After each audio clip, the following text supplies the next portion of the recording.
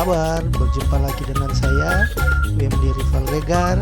Pada saat ini saya akan membagikan materi mengenai teks berita yang berada di kelas 8 semester ganjil kurikulum 2013 dengan kompetensi dasar 3.2 menelaah struktur dan kebahasaan teks berita, membanggakan dan memotivasi yang didengar dan dibaca.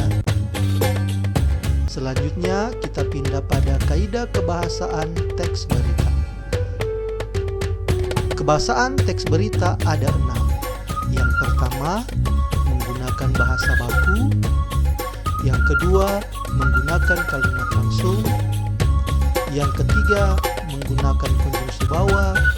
Yang keempat, menggunakan kata kerja mental. Yang kelima, menggunakan keterangan waktu.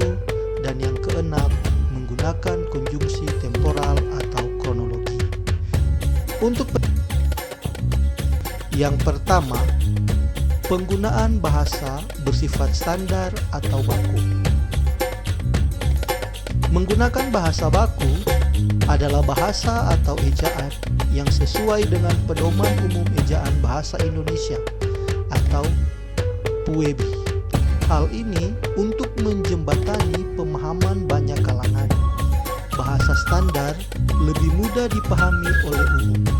Bahasa-bahasa yang bersifat populer ataupun yang kedaerahan akan dihindari oleh media-media nasional.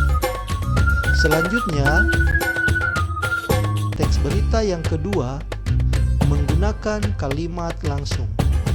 Penggunaan kalimat langsung sebagai variasi dari kalimat tidak langsung.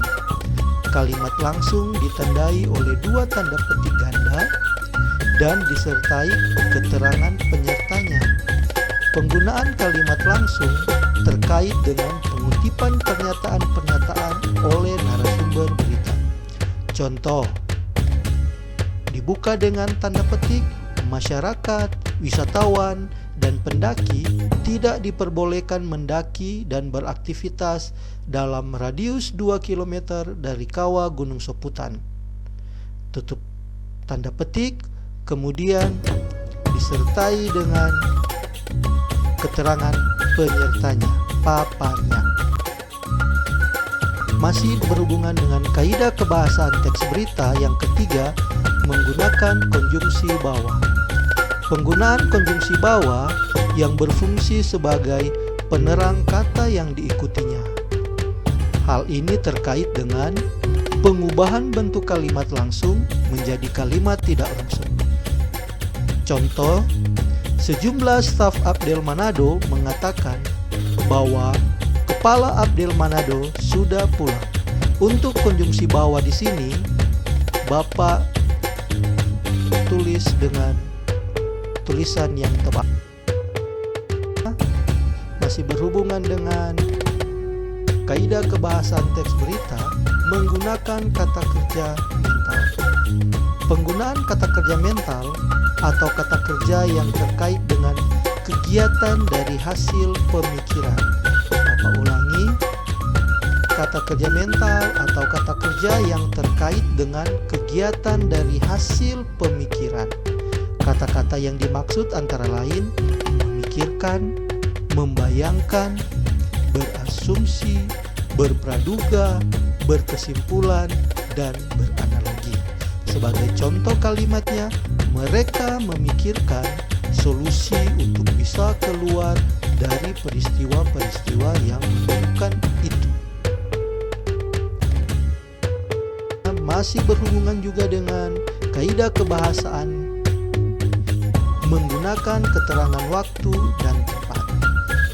Penggunaan fungsi keterangan waktu dan tempat sebagai konsekuensi dari perlunya kelengkapan suatu berita yang mencakup unsur kapan dan di mana. Untuk contoh kalimatnya, sekitar pukul 12.45 WITA, langit Manado tampak mendung. Gempa dengan kekuatan 5,4 skala Richter menerjang Manado pagi ini. Selanjutnya, untuk kaidah kebahasaan yang terakhir, menggunakan konjungsi temporal atau kronologis. Penggunaan konjungsi temporal atau penjumlahan seperti kemudian, sejak, setelah, awalnya, akhirnya. Hal ini terkait dengan pola penyajian berita yang umumnya mengikuti pola kronologis atau urutan waktu. Contoh, sekitar pukul 12.45 WITA, Kamis 18 Agustus 2002, langit Manado tampak mendung. Tak lama kemudian, hujan yang diharapkan semua masyarakat akhirnya pun turun. Hujan yang turun di siang bolong ini memang tidak terlalu deras. Demikianlah pemaparan materi mengenai teks berita dengan KD, struktur dan kebahasaan teks berita. Terima kasih.